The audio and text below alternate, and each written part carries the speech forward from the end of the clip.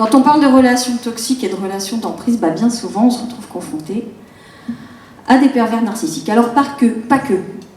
Il y a toute forme de toxicité, ça peut être avec une personne jalouse, avec une personne malade.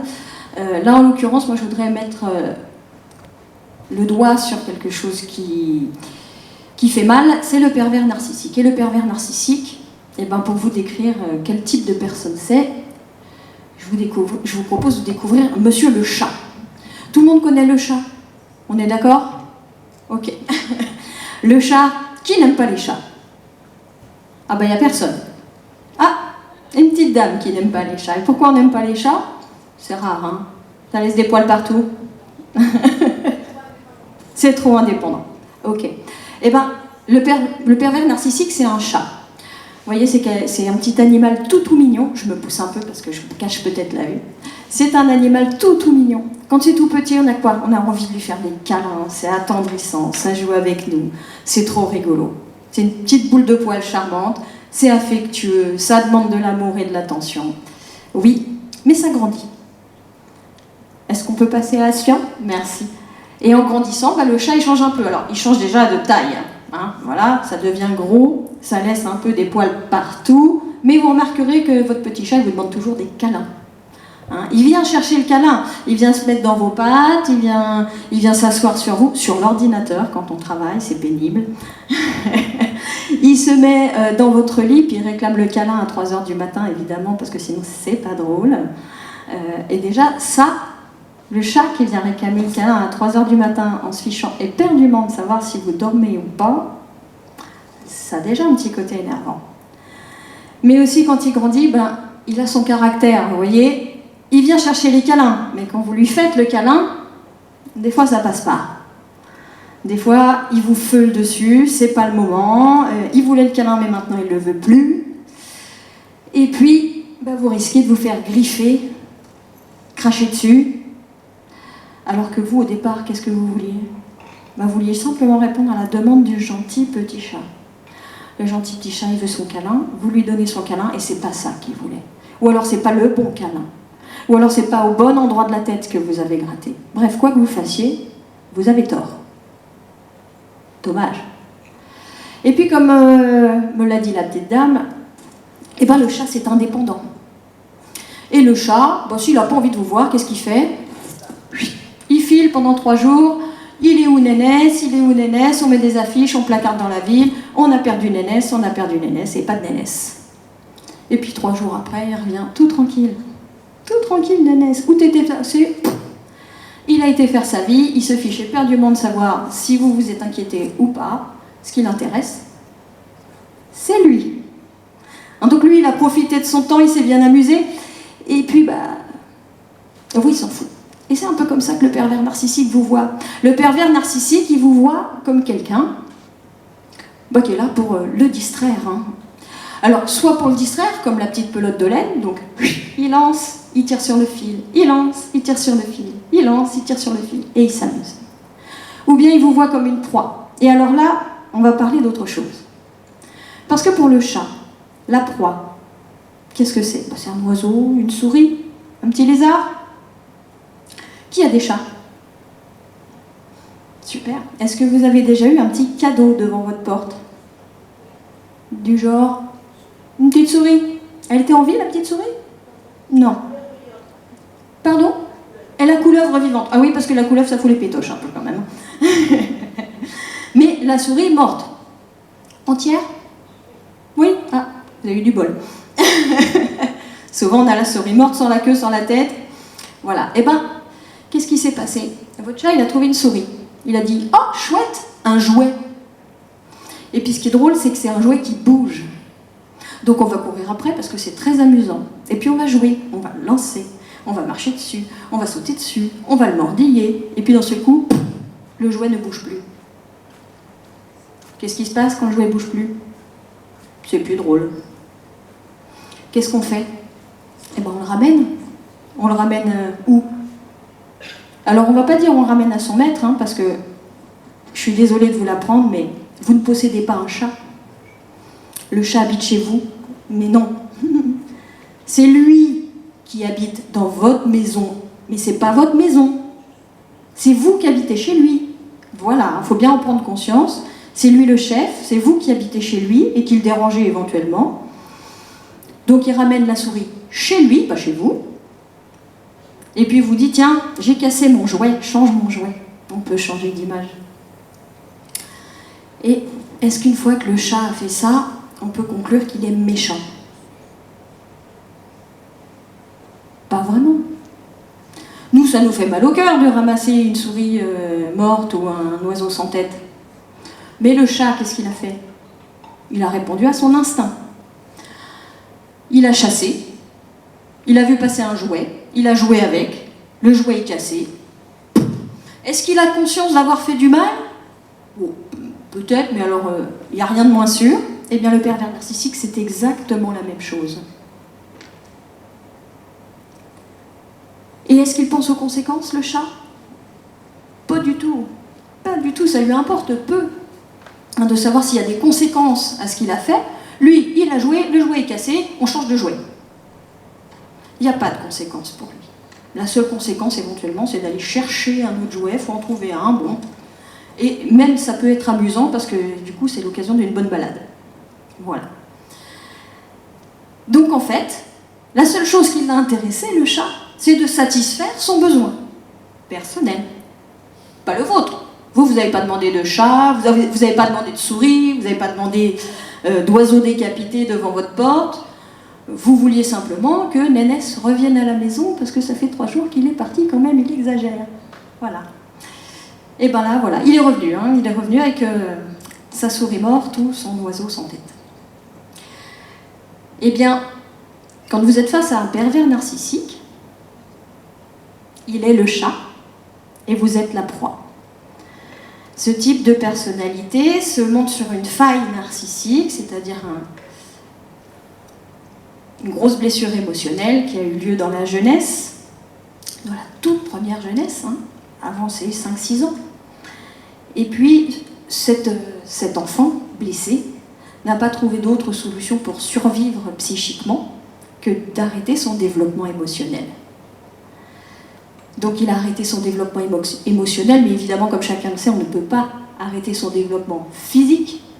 Donc cet enfant blessé émotionnellement s'est arrêté de grandir au niveau des émotions, mais pas au niveau de l'âge et du physique. Vous vous retrouvez en face d'une personne qui, à 30 ans, a les réflexes émotionnels d'un enfant de 6 ans. Qu'est-ce qui se passe quand on contrarie un enfant de 6 ans? Tu n'auras pas ta sucette. Caprice, comédie, je me roule par terre, je crie, je pleure, je casse des trucs. Maman, je t'aime plus, t'es plus ma copine. Sauf qu'à 30 ans, on n'utilise pas les mêmes mots et on n'utilise pas les mêmes techniques. À 30 ans, on utilise des grossièretés, on utilise des insultes, on casse la vaisselle, on met des coups de poing dans le mur ou ailleurs. Qu'on soit un homme ou qu'on soit une femme, parce qu'il ne faut pas se leurrer, le pervers narcissique est un chat ou une chatte. Indépendant, il fait ce qu'il veut, quand il veut. Et vous devez faire ce qu'il veut, quand il veut. Et si vous pensez faire ce qu'il veut au moment où il ne le veut pas, la sanction tombe. Tu es une incapable, je ne t'ai jamais rien demandé, ou des choses beaucoup plus violentes parfois. Et donc, comme vous êtes la proie de ce pervers narcissique qui vient à vous, vous vous rappelez, hein, au début, c'est un mignon petit chat. Est-ce que vous pensez que vous allez vous en apercevoir que vous êtes une proie? Quand vous êtes sur un tout petit chat comme ça, tout mignon, qui vient faire des câlins, oh, qu'est-ce qu'on fait? Oh, il est trop mignon ce petit chat! Je le recueille, je lui donne à manger, je lui fais des câlins et avec tout l'amour que je vais lui donner, qu'est-ce que ça va faire?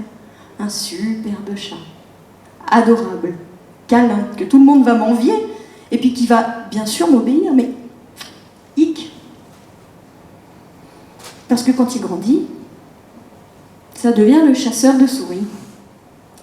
quand on est la proie du chat, qu'est-ce qu'il faut faire? Est-ce que si vous étiez une souris et que vous vous retrouviez face à un chat, en connaissant évidemment les dangers que ça représente, vous diriez « Salut le chat, t'es sympa aujourd'hui, tu ne manges pas hein. C'est pas sympa de manger les souris, puis tu sais, j'ai des gosses à nourrir. » Non, non, ça marche pas. Le chat, il s'en fiche de ce que vous lui dites. De la même façon que le pervers narcissique. Le chat restera un chat, et le pervers narcissique restera un pervers narcissique. Est-ce que c'est la faute du chat s'il est un chat? Non. C'est pas plus la faute du pervers narcissique s'il est un pervers narcissique, mais on ne peut pas le changer. C'est pas la peine d'avoir une discussion. Vous ne ferez pas comprendre au chat qu'il ne faut pas tuer les souris, et vous ne ferez pas comprendre au pervers narcissique que ce qu'il fait, ça fait du mal aux gens. Ou que ça vous fait du mal, voire que ça détruit des gens. Aucun intérêt pour lui. Pour lui, courir après la souris ou après l'oiseau, c'est un jeu, c'est tout. Et puisque ça l'amuse, bah ça n'a rien de mal. Et si ça fait mourir la souris, ça n'est pas grave, parce que je me suis amusée. La mort de la souris ou de l'oiseau, bah c'est simplement une conséquence du jeu, comme s'il avait cassé son jouet. Et évidemment, comme le chat, le pervers narcissique trouvera toujours un autre jouet, puis un autre, puis un autre, puis un autre. Tout ça pour vous donner un petit peu le cadre dans lequel on évolue avec la pire des personnes qu'on puisse rencontrer dans les relations toxiques. Alors évidemment, ces personnes-là, vous les rencontrez dans le milieu sentimental. Hein. Vous pouvez tomber amoureux, amoureuse d'un pervers ou d'une perverse narcissique. Vous pouvez aussi rencontrer ces personnes-là dans votre famille. On peut grandir avec un frère, un père, une mère, une cousine perverse narcissique. Dans les amis, on ne s'en rend pas compte tout de suite. Mais dans les amis, il y a des pervers et des perverses narcissiques. Des amis exclusifs qui vous font des crises de jalousie, qui ne sont jamais contents de l'endroit que vous avez choisi pour partir en vacances avec eux, qui trouvent toujours un problème dans n'importe quelle situation. Au travail, un patron, un collègue, un client, un fournisseur. Vous pouvez trouver les pervers narcissiques partout. Et c'est la pire des personnes que vous puissiez côtoyer. Donc, si cela vous est possible, le meilleur conseil à vous donner, eh bien, c'est de fuir. Fuir cette personne, ou bien de limiter au strict minimum les interactions avec ce type de personne quand on ne peut pas faire autrement. Si c'est le patron, par exemple, difficile. Voilà pour moi. Je suis psychopraticienne. Vous pouvez, si vous souhaitez plus de renseignements ou de questions, me les poser directement. Est-ce que quelqu'un a des questions? Oui? N'importe quel type. Alors, je vais vous donner un exemple. Vous pouvez avoir... Je vais vous donner deux exemples complètement opposés. Vous pouvez avoir un enfant qui grandit dans une famille violente, qui se retrouve avec un parent violent envers son époux ou son épouse, et l'enfant assiste à ces violences.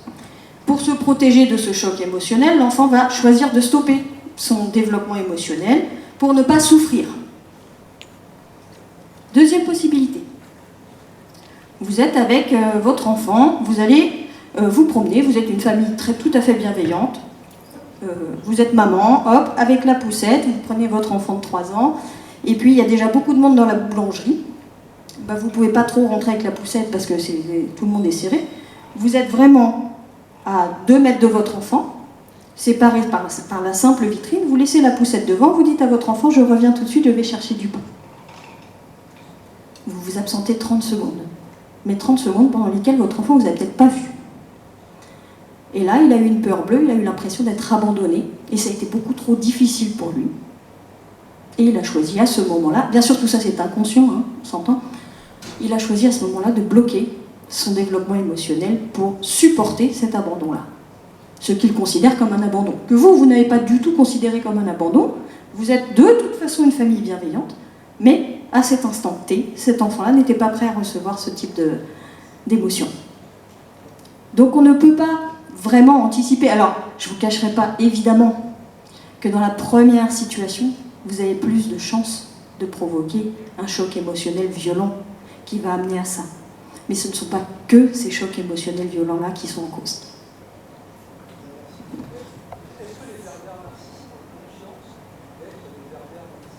très bonne question. Est-ce que les pervers narcissiques ont conscience d'être des pervers narcissiques? Alors, je vais répondre en deux parties. La première partie, le pervers narcissique n'a pas conscience d'être un pervers narcissique et il n'a même pas conscience d'avoir un problème. Voilà. Donc, le deuxième conseil que je vous donnerai, c'est surtout, quand vous vous trouvez face à quelqu'un dont vous pensez qu'il est pervers narcissique, ne lui dites surtout pas « tu es pervers narcissique ». Surtout pas. Là, vous vous abattez à la pluie de sauterelles, les 7 plaies d'Égypte, là vous avez tout. Hein. C'est vous le pervers narcissique, vous êtes complètement cinglé, il faut aller vous faire soigner, etc. On ne dit rien, on s'en va. Et de votre question, je vais faire découler une autre question. Est-ce que le pervers narcissique fait volontairement du mal? Parce que derrière cette question, est-ce que le pervers narcissique a conscience d'être pervers narcissique? Il y a une notion de plaisir, peut-être.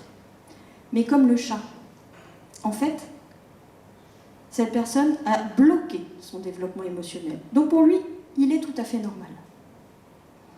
Et ce qu'il fait, quoi qu'il fasse, si c'est fait pour satisfaire son plaisir personnel ou son besoin à l'instant T, là j'ai besoin d'un câlin, là j'ai besoin de m'éclater avec mes copains, là j'ai besoin de m'acheter une voiture à 100 000 €, peu importe si ça fait souffrir quelqu'un d'autre, ça ne présente aucun intérêt, tant que ça le satisfait lui. Donc, il peut avoir conscience de faire du mal, mais il s'en fiche royalement. Voilà. Pas de traitement. Ça n'est pas reconnu comme une pathologie. Alors, ça ne figure pas au DSM-4, qui est le manuel utilisé, enfin 5 maintenant, en psychologie. Mais au début, on a dit qu'il fallait se battre pour que ce soit reconnu comme un problème psychologique. Psychologie, psychiatrie. Mais on voulait se battre pour que ce soit reconnu, sauf que si on reconnaît que c'est un problème psychiatrique et que la victime a pris des coups, voire a été poussée au suicide, eh bien, on s'expose à quoi? Le pervers narcissique n'est pas responsable parce qu'il est malade. Et ce qui se passe, c'est que c'est une personne tout à fait responsable.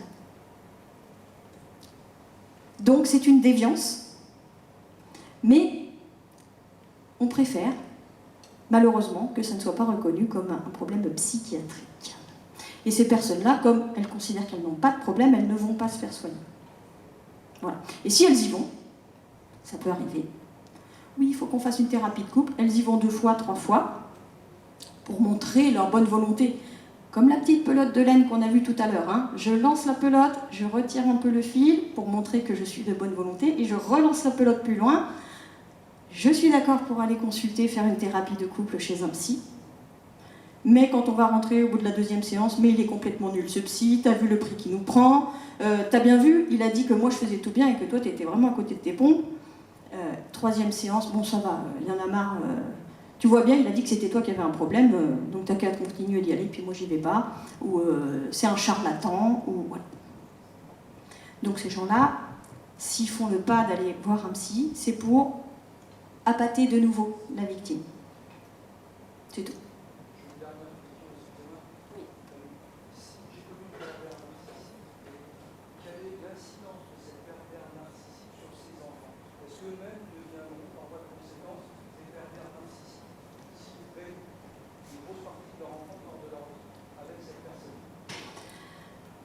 C'est une possibilité. Mais alors, la perversion narcissique, c'est pas héréditaire. Voilà. Par contre, grandir dans un climat insécure, ça peut amener à de la perversion narcissique. Je connais plein de personnes qui ont grandi dans un climat insécure et qui ne sont pas perverses narcissiques. C'est la loterie.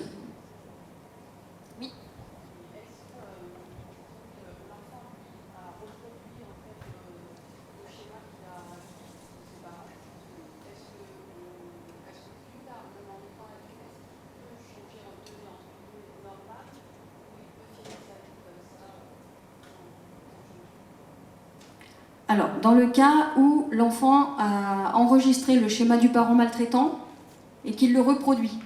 Alors déjà, on va avoir une question sur l'âge de l'enfant.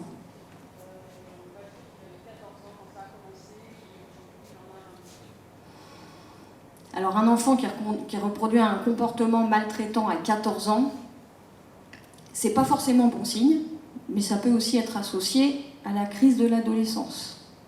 Donc il est encore temps de recadrer.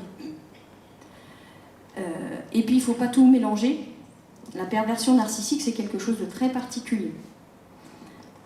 Quelqu'un de violent n'est pas nécessairement pervers narcissique. Quelqu'un de pervers n'est pas forcément pervers narcissique. Ça regroupe deux choses, la perversion, le narcissisme. Le narcissisme, c'est moi d'abord, moi. Et la perversion, c'est prendre plaisir à voir souffrir les autres. On peut se retrouver avec une personne qui reproduit un comportement violent ou agressif par mimétisme, parce que c'est ce qu'il a appris, mais s'il est contrebalancé par un parent sécurisant et qui va recadrer les choses, on peut adoucir ce type de comportement et remettre l'enfant sur la bonne voie. Maintenant, à 14 ans, le caractère est déjà un petit peu forgé. On est en train de finir de chercher les limites. Donc c'est à 14 ans qu'il faut vraiment coller les limites. Ça, c'est tolérable, ça ne l'est pas. Je suis un parent, tu es un enfant, et ce que je fais, c'est bienveillant, donc pas de réaction de ce type de violence, par exemple. On ne peut pas présumer de ce que va devenir un enfant. Par la suite, il y a des enfants qui grandissent dans des familles extrêmement bienveillantes, équilibrées, etc., qui deviennent des tueurs en série, on ne sait pas pourquoi. Voilà. Et puis il y a des enfants qui grandissent dans des familles complètement torturées, et puis qui deviennent... prenez l'exemple de Boris Cyrulnik, qui a grandi pendant la guerre, qui a été déporté, qui s'est caché, qui a vu toute sa famille décimée dans les camps de concentration. C'est un des plus grands experts psychologues d'aujourd'hui. Donc, on ne peut pas présumer de ce qui va se passer. Par contre, effectivement, il faut vraiment fixer les limites et border quand on se retrouve avec un enfant qui reproduit un schéma déviant. Voilà. Et puis, évidemment, quand on a un doute, la première chose à faire, c'est bien sûr de confier l'enfant aux soins d'un psychologue, d'un psychiatre, du médecin traitant. On demande au médecin traitant, voilà, j'ai une inquiétude vis-à-vis de tel comportement.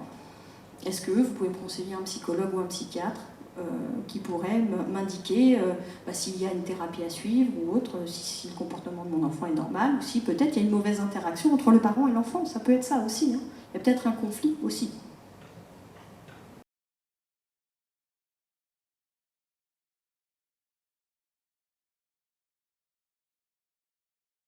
Alors, je suis Cathy. Si je vous parle aujourd'hui des relations toxiques, c'est que je suis résiliente de 30 années de relations toxiques. Et une fois sortie de ce schéma, eh bien, je me suis sentie libérée, j'ai été reconstruite. J'ai fait beaucoup d'efforts pour ça, et avec beaucoup d'aide. Et j'ai décidé de mettre à profit mon expérience, et puis mes années de combat, et mes connaissances sur le sujet. Et j'ai suivi une formation de psychopraticienne et je suis spécialisée dans les liens toxiques et les traumatismes qu'ils provoquent, et j'ai choisi d'accompagner les victimes dans leur reconstruction. Et ce dont je vais vous parler me touche profondément, donc vous m'excuserez si j'ai mon texte sous les yeux, parce que je ne voudrais rien oublier. Tu peux pas ramasser un peu ta grande gueule? Tu la ramènes tout le temps! Mais putain, tu veux pas juste la fermer de temps en temps? C'est bien à moi qu'il s'adresse. Ça met mal à l'aise.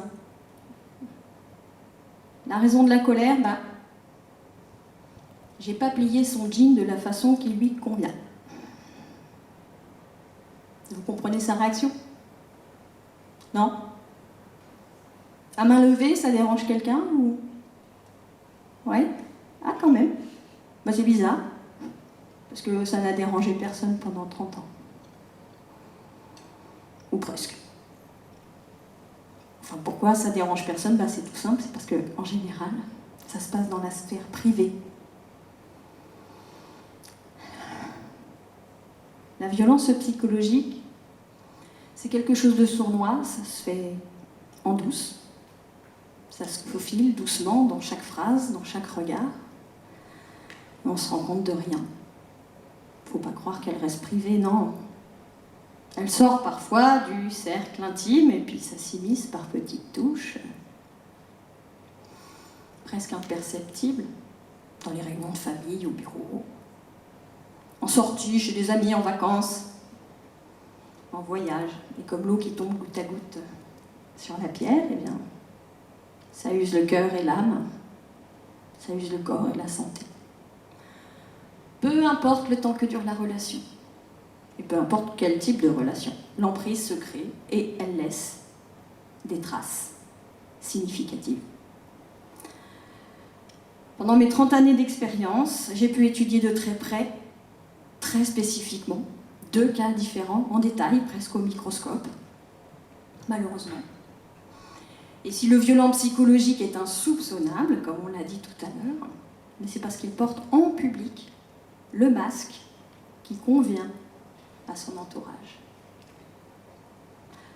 C'est quelqu'un de drôle, d'affable, qui a des connaissances, oulala. Et puis il est sympa, il est serviable. Il sait tout faire, pourvu que l'effort ne dure pas trop longtemps, parce que sinon, des fois, comme le chat, un petit coup de griffe. Et puis surtout, pourvu que tout le monde tourne dans son sens. Il ne faut pas être contrarié non plus. Si on se laisse prendre au piège, eh ben, c'est simplement parce que notre individu a revêtu le masque que nous avions envie de voir. Et encore une fois, quel que soit le domaine, que ce soit le domaine personnel, professionnel, familial, on peut se laisser avoir. Et dans quel but, d'après vous? Quelqu'un a une idée? Se faire aimer, pourquoi pas? Bien sûr. L'idée, c'est de séduire. Séduire, pourquoi? Pour attraper sa proie. Pas mal. Pour servir ses intérêts. Effectivement. Attraper sa proie pour servir ses intérêts. Alors les intérêts, ils peuvent être multiples. Ça peut être conclure une affaire, signer un contrat, trouver quelqu'un dont on pourrait profiter sous couvert de l'aimer. J'ai pas de travail, j'ai pas de situation, il y a une jolie demoiselle qui est là, qui a un appartement, ça m'arrange bien. Je vais la séduire et je m'incruste. Je suis un coucou. Évidemment, sa technique est bien rodée. Il distribue des attentions, des marques d'intérêt, des preuves d'amour ou de reconnaissance qui vous mettent en confiance et vous rendent heureux. Puis rapidement, et sans prévenir, là on passe à autre chose. On distribue de la critique, on distribue de la colère, on distribue de la moquerie, de la méchanceté gratuite. On s'attaque à vous, oui, mais aussi à tout ce qui vous touche. Parfois, dans un torrent de colère et des hurlements et des disputes sans fondement qui durent pendant des heures. Tu sais très bien faire chier ton mec, comme ta mère l'a fait, comme ta grand-mère lui a appris. Fais bien ton job, pose-toi les bonnes questions. D'après toi, pourquoi ton grand-père était alcoolique? Ta grand-mère est tellement chiante que ça finit par le tuer, le pauvre. Souvent aussi discrètement, sous forme de critique déguisée. Et puis... Elle est jolie, certes, cette robe. Dommage que le verre taille pas.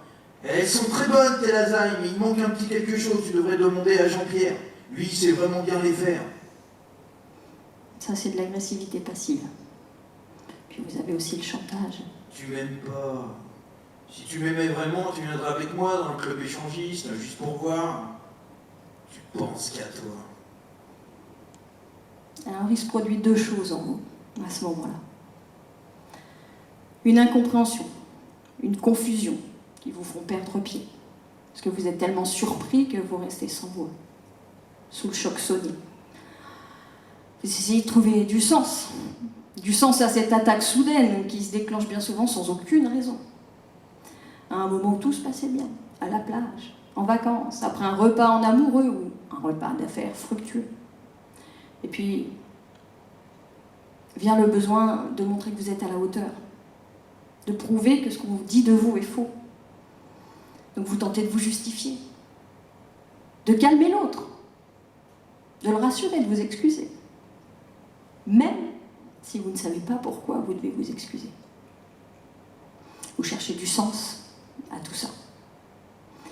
Et comme quelqu'un qui passe des heures sur un puzzle pour trouver la bonne pièce, vous ne lâcherez pas cette histoire. Tant que vous n'aurez pas compris ce qui se passe et trouvé la pièce manquante de votre puzzle. Laisse tomber. T'es pas équipé intellectuellement. Reste à ta place de temps en temps, ça fera des vacances à tout le monde. Pauvre fille. Hein. Alors vous vous accrochez. Vous vous excusez, vous vous taisez, ou vous obéissez. Pour comprendre, pour avoir la paix, pour y arriver, par amour, pour sauver la relation, que sais-je. Et tout redevient beau. C'est la lune de miel. On vous berce à nouveau de belles histoires. Un repas en amoureux, chouette. Un week-end à la mer, top. Un cadeau, ouais. Quelque chose qui vient rallumer la petite flamme et fait briller les étoiles dans les yeux. Et puis ça vous redonne confiance. Ça endort la méfiance.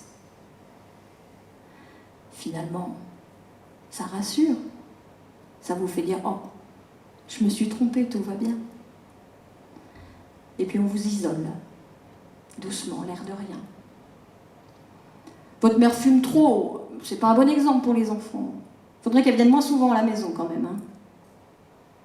Et puis votre collègue, la Nadine, elle est vraiment pas très intelligente. Hein. Elle vous tire vers le bas. Vous valez mieux que ça quand même. Faut arrêter de la fréquenter. Et vos enfants, mais ils sont insupportables, hein. Insupportables, hein. Ils feraient mieux d'aller vivre chez leurs autres parents. Comme ça ramènerait le calme dans le couple. Votre copine, Françoise, c'est une vraie aguicheuse. Hein. Elle cherche à vous séduire et vous en rendez même pas compte. Hein. Mais vous êtes cloche en plus. Hein. On peut pas lui faire confiance. Si elle remet les pieds à la maison, ça va mal se passer. Et puis, on n'a pas besoin de sortir. On est si bien tous les deux. On n'a besoin de rien d'autre. T'as intérêt à être bien docile. Dans votre confusion, vous voyez pas vraiment ce qui se passe. Vous êtes partagé entre le besoin de correspondre à ce qu'attend l'autre et votre sidération face à ce qui vous arrive. Vous sentez bien que quelque chose ne va pas, mais comment faire? Alors naissent d'autres sentiments. La peur. La peur de déclencher une crise, car vous ne savez pas quand, ni comment, ni pourquoi elle se déclenche. La honte, parce que vous voyez bien que quelque chose ne va pas. Et vous ne savez pas comment vous en sortir. La colère, contre vous-même, bien sûr. Contre la situation aussi. Et puis contre l'autre. Et puis l'angoisse permanente. Même dans les bons moments. Parce que on ne sait jamais. L'humiliation, car vous êtes sans cesse dénigré ou rabaissé. L'épuisement, car toutes ces émotions et ces sensations, cette lutte contre vous-même, contre l'autre, contre des situations insensées, consomment toute votre énergie. Et l'impuissance. Peut-être qu'il va y avoir une première expérience de violence physique. Tu dis que j'ai été violent avec toi, j'ai pas été violent avec toi, on a été violents l'un envers l'autre, et je suis plus fort. Si vous m'avez pas traîné plus bas que terre, il se serait rien passé. Si tu veux pas corriger le tir, c'est très bien, mais ça va mal se finir. Et puis ça sort doucement de la sphère privée. Sous couvert d'humour. T'as vu comme ma femme est belle? Pour une fois qu'elle fait un effort. Vous devenez aussi un faire-valoir. Elle va pas bien en ce moment, tu vois la tête qu'elle a. C'est pour ça, je la sors un peu pour la distraire. Ou alors un sujet de moquerie. Non, mais de toute façon, elle fait toujours la gueule quand on va chez les gens. Elle est chiante. Ça donne vraiment plus envie de la sortir. Et vous, en besoin de reconnaissance, perdu et déstabilisé, vous acceptez les miettes d'attention qu'on vous jette. Parce qu'on vous a appris qu'il fallait faire des concessions. Que les bonnes choses se méritent. Et qu'on s'en va pas sur un coup de tête. Et vous vous cramponnez à cette relation. Parce que, vous aimez cette personne. Et vous êtes sûr qu'avec tout cet amour, ben, vous allez arriver à apaiser cette relation, c'est certain. Et puis vous êtes redevable de ce qu'on a fait pour vous. Peut-être que c'est quelqu'un qui vous a tendu la main à un moment où vous étiez au plus bas. Et puis vous êtes sûr que, finalement, ben, vous ne méritez pas autre chose. Vous êtes sûr que personne d'autre ne voudra de vous. Eh oui. Vous avez peur de tout perdre, enfant y compris. Vous êtes menacé de représailles si vous partez. Tu es mauvaise, Catherine. Mauvaise fille, mauvaise mère, mauvaise épouse. S'il faut que la mère de mon fils meure dans un accident de voiture pour que je sois sûr qu'il ait une bonne éducation, ça peut se faire. Si vous trouvez la force de réagir, ne serait-ce qu'un peu, la sanction tombe, plus violente encore. Faut vraiment être une belle petite pute pour aller déposer une main courante contre son mari. Et toi, t'arrives à te regarder dans la glace, t'es contente. Faut vraiment être une belle petite pute.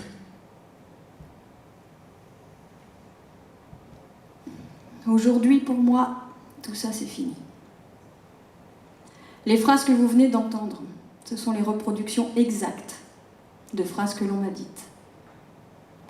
Des phrases qui ont été prononcées par les deux hommes qui disaient m'aimer. Ces phrases m'ont longtemps paralysée. Doucement, sans m'en rendre vraiment compte, j'ai perdu ma joie de vivre, mon libre arbitre, ma confiance en moi, mon estime de moi, mes repères, ma motivation, ma santé et mon identité. J'ai été dépersonnalisée, réduite à une chose, à un objet, une possession dont on peut faire ce qu'on veut. Impossible de m'enfuir, terrorisée par ce qui pourrait m'arriver, paralysée par la peur d'être seule, de n'être pas crue, et même de me tromper. Tu te remets pas en question, c'est tout. Surtout, fais pas la gueule, Catherine, parce que ça va pas le faire. Remets-toi en question, arrête de faire chier ton monde. T'es pas une princesse. Les conséquences de l'emprise sont innombrables. Il s'agit d'une destruction méthodique de la personne. Dans mon cas. Même si aujourd'hui et depuis 2 ans, je m'en suis sortie, les séquelles sont toujours présentes. Ces phrases résonnent toujours en moi. Certains mots me paralysent encore. Certains bruits augmentent mon rythme cardiaque. J'ai mis un certain temps à me retrouver de la valeur, des qualités, de l'énergie. Je me retrouve démunie parfois dans certaines situations, hantée par une peur irrationnelle d'être moquée, humiliée, dévalorisée. Punie, que sais-je encore, je sursaute. Je me fige. Je sens ma respiration s'accélérer pour un verre d'eau cassé, parce que j'ai mis une robe un peu originale. Ah, tu t'es encore déguisée? Et pire que tout, la gentillesse, la normalité, la bienveillance, l'amour m'ont fait peur quand je les ai rencontrés. Perdue dans un schéma auquel j'avais toujours aspiré, mais qui m'était finalement complètement étranger. Inquiétant, terrifiant, incompréhensible. Dans l'incompréhension la plus totale et la confusion, j'ai souffert du manque de mon bourreau. J'ai souffert du manque de ma vie d'avant, de mon espace habituel, dangereux et pourtant sécurisant parce que plus familier. Et tout ça avec un sentiment profond de culpabilité, d'être moins que rien face à cette incapacité à réagir ou à me reprendre en main. Comment peut-on manquer de ce qui nous détruit? J'ai dû me faire violence pour ne pas retourner dans une situation qui me faisait du mal parce que, comme un junkie, sous l'effet du manque, comme un fumeur sans sa clope ou un alcoolique sans son verre, mon corps tout entier, mon âme, souffrait de ne pas recevoir leur dose destructrice et réclamait le retour de mes ascenseurs émotionnels.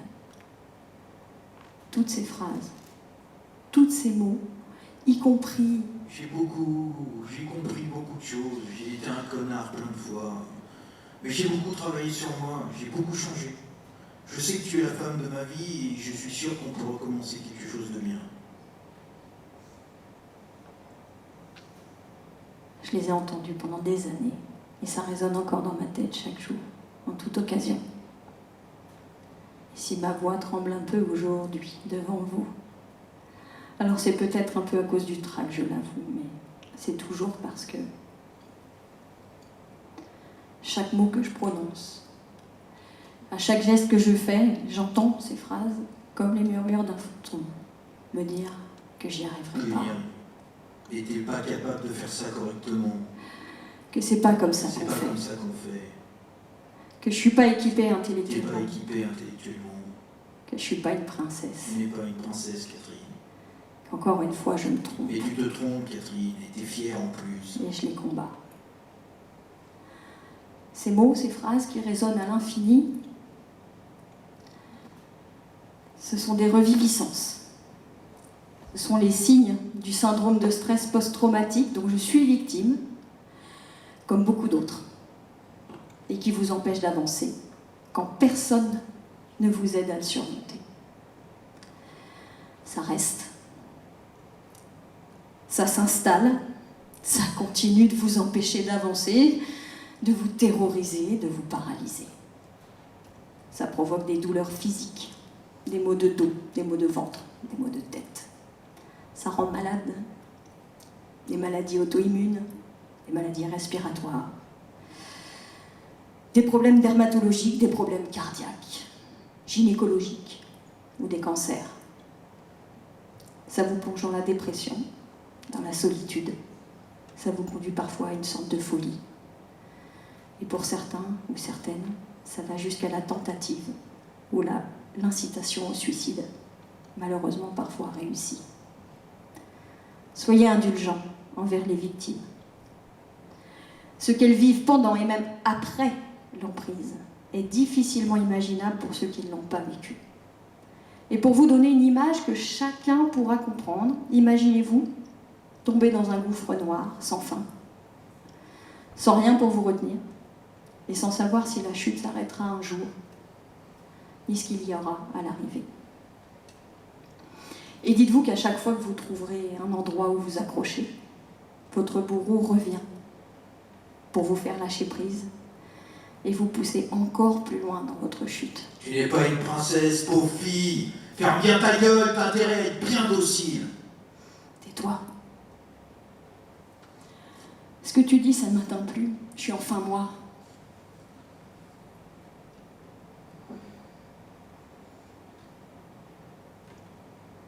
Je suis plus dépendante de ton regard, de tes ordres, de ta vision des choses.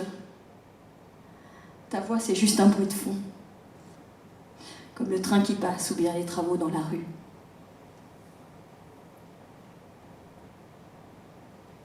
Je suis libérée. Je suis moi. J'ai de la valeur. Je peux avancer. J'en ai été capable. J'en suis capable. Et je peux tout faire. Et je peux le faire sans toi. Et je le ferai que sans toi. Aujourd'hui, je ris. J'aime. Je m'aime. La reconstruction est possible, même si elle est longue et difficile. Mais une aide est indispensable pour se relever. Un suivi médical et psychologique. Retrouver un environnement et un vrai retour à soi. N'ayez jamais peur de demander de l'aide. Demander de l'aide, ce n'est pas une preuve d'échec, ce n'est pas une preuve de faiblesse. Demander de l'aide, c'est une preuve de courage. Et c'est le seul moyen de s'en sortir. Merci de votre attention.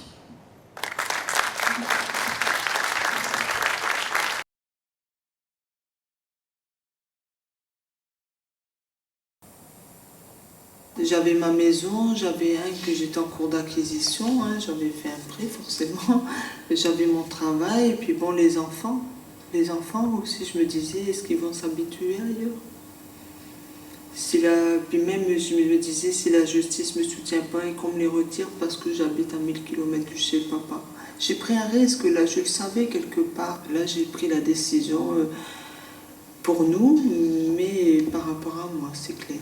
J'ai pu écouter mes enfants. Là, ça a été fini. Pour vous sauver. Nous sauver. Nous sauver, oui. Beaucoup de gens, c'est vrai, me disent que j'ai du courage, mais bon. Pour moi, c'est pas avoir eu du courage d'avoir quitté le Nord. C'est surtout d'avoir du ras-le-bol. J'ai dû partir avec une défaite. Pour moi, c'est pas du courage. Mais bon, je suis arrivée à un stade où je pouvais plus, quoi. Parce que c'est vrai que moralement, physiquement, c'est...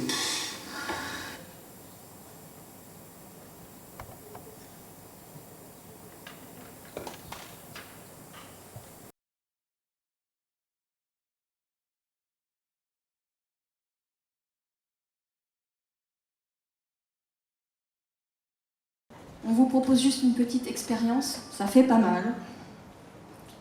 Personne va chanter. Personne va danser, c'est tout simple. Non plus. Oui, normalement, il ne devait pas y avoir de glaçons. Vous pouvez poser la carafe à côté de la chaise, sans problème. Et on va vous donner à chacun un verre transparent. Voilà. Donc on a un verre transparent. Donc on va voir ce qui se passe dans le verre. On va vous demander, chacun, de prendre la carafe et de remplir votre verre d'eau. Ouais. Où vous voulez. On va peut-être enlever les glaçons. Mettez les glaçons dans la bassine. Vous la boirez pas, l'eau, vous pouvez mettre les doigts dedans. Si les glaçons tombent dans le verre, mettez-les dans la bassine. S'ils ne sont pas dans le verre, laissez-les là où ils sont. Très bien. Christa va passer. Il va vous donner... Alors, on va d'abord observer. Observez votre verre d'eau. Comment il est? L'eau, elle est comment? Claire? Ok. Calme? À peu près. Agitez un peu le verre. Voilà. L'eau, elle bouge, mais on est d'accord, elle est claire. Ok. Christa va passer, va vous mettre une petite goutte de lait. Juste une goutte.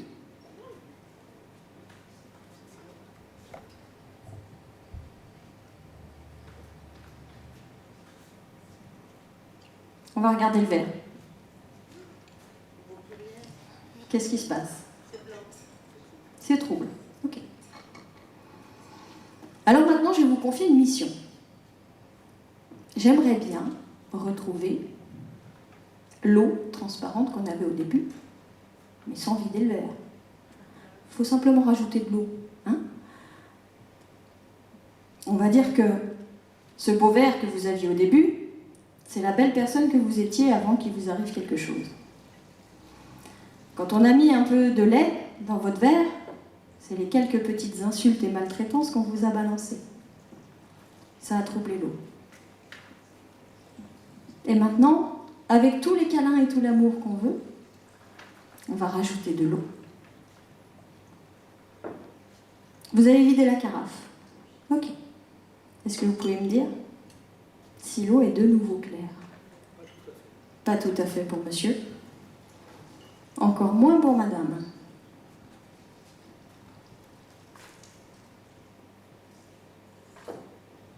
Et pas tout à fait là non plus. On est d'accord. Une petite goutte de lait a suffi à troubler le verre et une grande carafe d'eau n'a pas suffi à rendre l'eau claire. Les insultes qu'on reçoit en pleine figure, c'est un petit peu comme cette petite goutte de lait. Sauf qu'en plus, quand on les reçoit tous les jours, en grande quantité, c'est plus de l'eau un petit peu trouble qu'on a. C'est de l'eau excessivement trouble.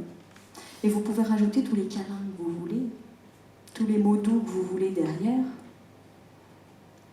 Vous aurez vraiment, vraiment du mal à retrouver une eau claire. Par contre, si on mettait suffisamment d'eau pour évacuer toute cette eau salie, on obtiendrait une eau claire. Par contre, il ne faudrait pas rajouter de lait. On est d'accord? Donc avec le temps, c'est possible. Avec de la bienveillance, c'est possible. Il faut les deux combiner.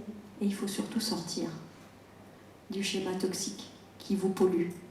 Arrêtez d'ajouter des gouttes de lait dans son propre verre d'eau, mais aussi dans le verre d'eau des autres. Voilà, petite expérience pour vous montrer un petit peu le mécanisme de la communication toxique et puis aussi des rapports toxiques, hein, qu'ils soient physiques, psychologiques.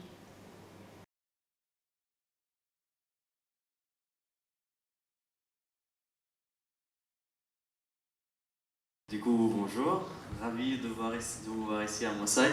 C'est Ali, je suis venu il n'y a pas très longtemps à Moissac et ça me fait du plaisir de parler d'un tel sujet ici devant vous. C'est un sujet qui est très important. On va parler de l'impact de l'intelligence artificielle sur le cyberharcèlement.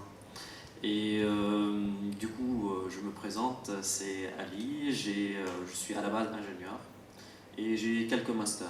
Intelligence artificielle, stratégie de développement, là-bas. Et du coup, avec la PDSL, je travaille sur la stratégie de développement de cette association-là en utilisant les technologies qu'on connaît, que ce soit de l'intelligence artificielle, des nouveaux CRM pour les informations, pour les optimiser, pour aider les victimes, nouveaux modes d'emploi. Bref. J'ai aussi aujourd'hui une assistante qui va m'aider, qui s'appelle Sarah, et elle a filmé une petite vidéo à la fin qu'on va revoir le truc. La qualité n'est pas top qu'elle m'a filmé, elle va nous rejoindre à la fin. Intelligence artificielle. Quand Ali finit, je vous présente notre solution de... Bonjour, c'est Sarah. J'ai un doctorat en intelligence artificielle. Quand Ali finit, je vous présente notre solution de support associative. Du coup, merci. Est-ce qu'on peut revenir? Merci Sarah. Du coup, la slide.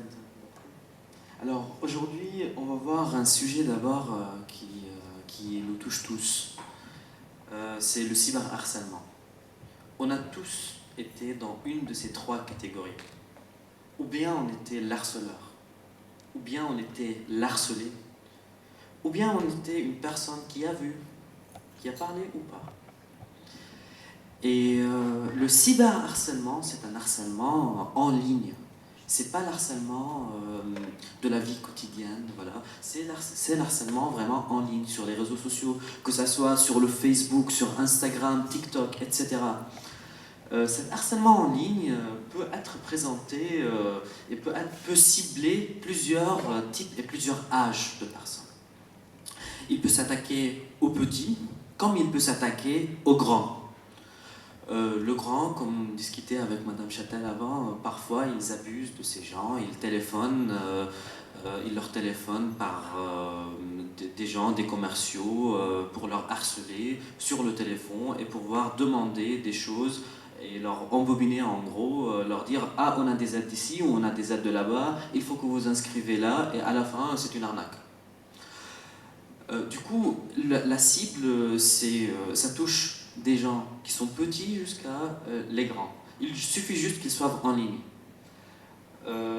Et aussi, le cyberharcèlement peut être sous plusieurs formes.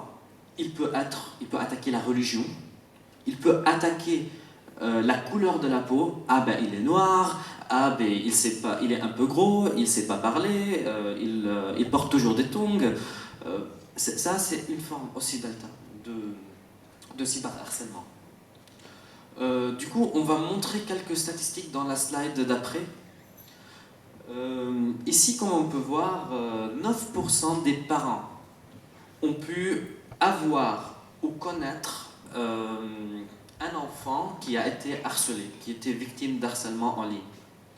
On a de même 27% des jeunes femmes âgées qui sont entre 13 et 25 ans qui ont déjà été victimes de violences et de cyberharcèlement. de plus, on a fait, c'est pas qu'en France en fait, ça c'était fait dans plus de 30 pays, on a eu quasiment les mêmes réponses, c'est un tiers de la communauté, des gens, ont été subis à ce genre de choses. C'est pas qu'en France. Je vais vous donner l'exemple d'une fille qui s'appelle Isabelle. On va dire qu'elle s'appelle Isabelle, mais c'est un vrai cas qui était que la fille, moi je la connais bien.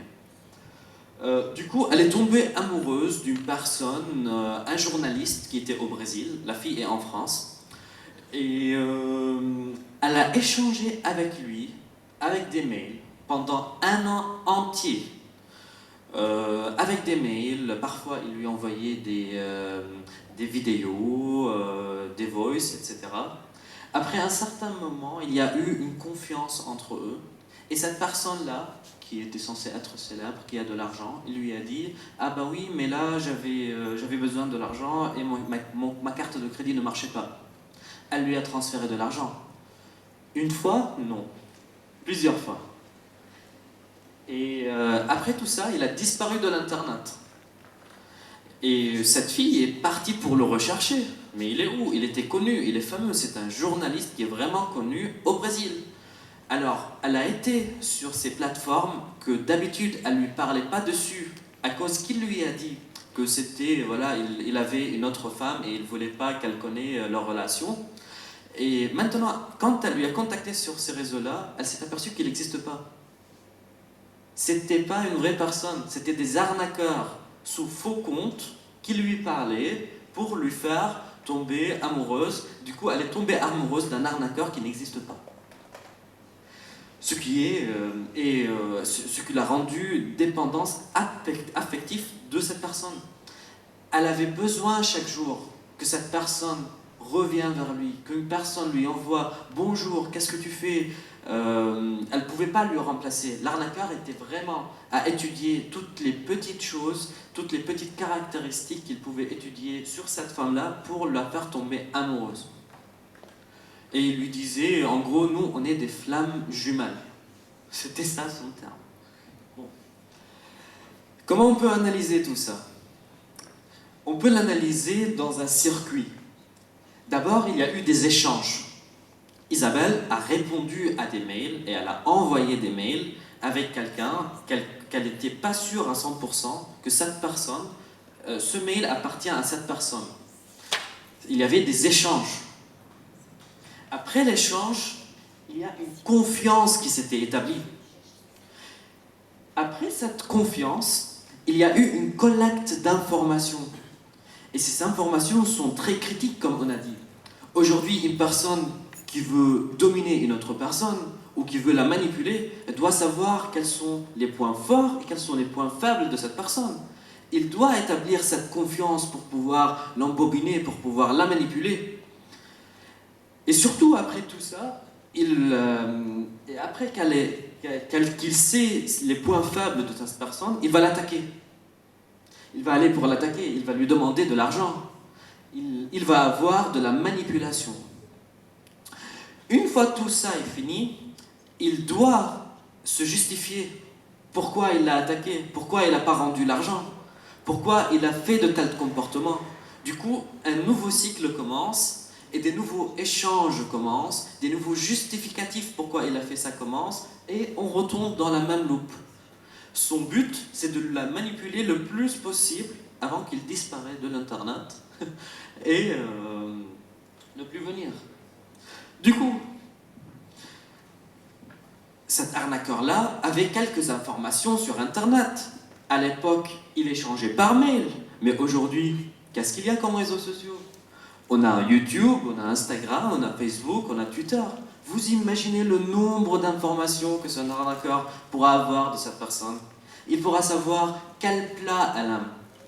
Quand est-ce qu'elle aime ce plat-là? Quand est-ce qu'elle va liker quelque chose? Quand est-ce qu'elle est née? Qu'est-ce qu'elle fait? Est-ce que maintenant elle a déposé une story? Du coup, dans ce temps-là, elle part à ce restaurant-là quand elle était, je sais pas quoi. Il y a plein d'informations qui sont extrêmement importantes que l'arnaqueur pourra prendre de l'internet, juste de ces réseaux sociaux que tout le monde a accès. Et du coup, vous allez me dire, est-ce que cet arnaqueur a vraiment le temps de gérer toutes ces informations-là de toutes ses victimes? Je vais vous dire non, mais l'intelligence artificielle, elle a beaucoup de temps. Du coup, l'intelligence artificielle prend, pour expliquer c'est quoi l'intelligence artificielle prend toutes ces informations-là et fonctionne avec certains algorithmes pour prédire la vérité. L'intelligence artificielle, par exemple, je donne l'exemple de YouTube. YouTube va prendre les informations de nous sur quelle vidéo on a cliqué. Par exemple, on a cliqué sur les vidéos de recettes de cuisine. Et du coup, l'algorithme de l'intelligence artificielle va fonctionner pour prédire que moi, à 19h, je vais avoir faim et il faut qu'il me donne cette vidéo-là, qu'elle va me donner envie de faire ce plat-ci. Et du coup, l'intelligence artificielle ici surpasse ce que l'être humain doit faire pour dominer psychologiquement et manipuler ces autres personnes. Comment se protéger? C'est simple. Les Européens ont mis en œuvre les droits RGPD. C'est un règlement général sur la protection des données, auquel tous les gens, en gros, tous les sites web doivent adhérer à ce genre de structure légale. Et s'ils n'adhèrent pas, s'ils n'acceptent pas, il y a une sanction qui peut arriver jusqu'à 4% de leur chiffre d'affaires mondial, international, et non pas local. Par exemple, si une entreprise internationale n'a pas respecté le RGPD ici en France, elle va être sanctionnée à la base de son chiffre d'affaires, pas local, mais international. Et du coup, c'est 4%, ce qui est immense. Et c'était une des règles les plus strictes et les plus importantes pour les gens. Pourquoi? Car aujourd'hui, comme on a dit, des petites informations comme ça, d'ici ou de là-bas sur les sites web, ils peuvent vraiment dire tout à propos de nous. Qu'est-ce qu'on a, notre religion, qu'est-ce qu'on veut dans la vie, qu'est-ce qu'on aime manger, quels sont nos points faibles, comment nous manipuler, comment manipuler un peuple entier. Du coup, il faudra vraiment avoir des règlements extrêmement stricts pour ces données-là. Alors, non, juste avant, il y avait aussi quelque chose de très important que le RGPD nous donne, cette réglementation. Elle nous donne le droit à l'oubli. Disons qu'aujourd'hui, je suis rentré quelque part à l'Internet, j'ai mis mes informations. J'ai le droit légalement d'aller à cette entreprise, à ce site web, de leur dire « effacez toutes mes informations ». Ça s'appelle le droit à l'oubli. Et aussi, ils sont sanctionnés au cas de non-respect. C'est là où le RGPD nous aide. Du coup, alors, l'intelligence artificielle, on a vu aujourd'hui qu'elle est très puissante. À la base de la donnée qu'on a de partout, elle pourra vraiment analyser tout ce qu'on veut, notre personnalité, le futur, manipuler le public et même déclencher des guerres. Vous vous rappelez de la fille que je vous ai montrée d'abord? Elle n'existe pas. C'est une vidéo que moi-même j'ai créée en utilisant l'intelligence artificielle, juste pour montrer qu'on peut créer des choses qui n'existent pas, faire tomber des gens amoureux d'autres d'une intelligence artificielle qui n'existe pas pour leur embrouiller, pour leur dire que cette personne satisfait tous vos désirs psychologiques, sexuels, sur tous les niveaux. Et du coup, aujourd'hui, on peut même déclencher une guerre carrément d'une petite vidéo. L'intelligence artificielle est capable parfaitement d'imiter un président et de dire que ce président-là déclare la guerre et il a envoyé des missiles vers l'autre pays. Et qu'est-ce que fait l'autre pays quand il voit cette vidéo-là? Il va répondre avec quelques missiles. Et qu'est-ce qui s'est passé? Une guerre s'est déclenchée. C'est parfaitement capable. Aujourd'hui, on est même arrivé à un niveau, là la vidéo que j'ai faite n'était pas la meilleure en termes pour prouver que l'intelligence artificielle peut être réelle. Mais les gens aujourd'hui peuvent vraiment aller à des limites qu'on ne peut pas distinguer les vidéos de la réalité. Il y a une forte probabilité que nous, on ne puisse plus distinguer les vidéos produites par l'intelligence artificielle des vidéos réelles. Les méthodes de protection, on en parlera après. Mais du coup, l'intelligence artificielle peut vraiment être utilisée dans la malveillance. Mais elle peut parfaitement être utilisée dans la bienveillance. On va dire quelques trucs. La récupération de la vue. Aujourd'hui, il y a des problématiques internationales qui sont des gens qui ne peuvent pas voir. Il y a partout des gens qui sont aveugles, ils peuvent pas voir. Et ils n'ont pas trouvé vraiment quelque chose qui peut résoudre ce problème-là. L'intelligence artificielle aujourd'hui peut prendre les photos et les intégrer dans le cerveau de la personne pour qu'il puisse réactiver ces neurones-là ou bien lui donner la mémoire même s'il ne l'avait pas. Et du coup, il pourra même revoir. Cette personne-là pourra voir même s'il n'avait pas, il ne pouvait pas voir. Et c'est une des capacités de l'intelligence artificielle peut offrir. D'autres choses aussi, l'intelligence artificielle peut prédire les catastrophes. Par exemple, un tremblement de terre, les trucs avec les étoiles, etc. Alors la conclusion. Les données et tout ce qui est information en ligne sont primordiales pour comprendre la psychologie de la personne. Toute notre data en ligne est enregistrée en ligne chez des entreprises, elle est dans des clouds. Il faut faire gaffe où est-ce qu'on la met. L'intelligence artificielle se nourrit de cette data-là, de ces informations-là, de partout, pour pouvoir créer quelque chose, que ce soit dans le bien ou dans le mal. Et le RGPD va nous protéger nos informations à nous, et c'est juste qu'il faut savoir où est-ce que nous, on utilise, quel site web on l'utilise et comment. Alors, les méthodes de protection, ce qui est dans la slide présente. Alors, on a deux sites web, je peux vous donner, qui peuvent détecter le contenu de l'intelligence artificielle. Alors, ici, vous pourriez dire que je me contredis un peu. Pourquoi j'ai dit ça? Avant, j'ai dit que maintenant, on n'arrive pas à détecter le contenu créé par l'intelligence artificielle. Il y a des logiciels qui le détectent, mais il y a un certain type d'intelligence artificielle jusqu'à aujourd'hui qui ne peuvent pas être détectées. Et il y a certaines normes qui sont en train de se mettre en place pour pouvoir les détecter. Mais ces personnes-là sont très très professionnelles et même à un niveau hacker plus pour qu'on puisse pas détecter leur intelligence. Alors, pour l'intelligence basique, on a 0GPT.